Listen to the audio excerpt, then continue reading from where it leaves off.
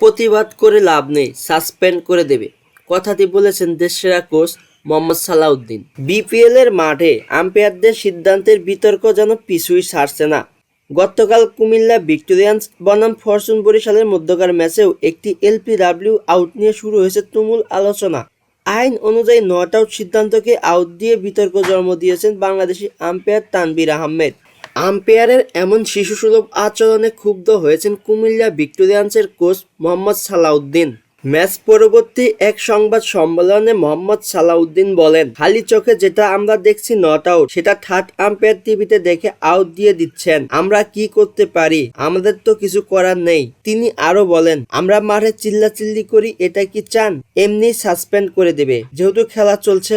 প্রতিবাদ করেও তো লাভ নেই। আমরা লিখিত দেব বা প্রতিবাদ করব, সেটা করেও তো লাভ নেই, কোনো লাভ হবে না। আসলে কিছু করার নেই, হাত পা বাঁধা আছে, যা হবার তাই হবে আর কি। মূলত বরিশালের স্পিনার ইফতেখার আহমেদের বল শট খেলতে গিয়ে মিস করেন কুমিল্লার ব্যাটসম্যান জাকের আলী। ঢাকায় শেষ ম্যাচে 50 পাওয়া জাকেরের উইকেট কুমিল্লার জন্য ছিল বেশ গুরুত্বপূর্ণ, কিন্তু নিজের খেলার তৃতীয় বলে আউট হন এই ব্যাটসম্যান। তার আউট নিয়ে ছড়ায় বিতর্ক।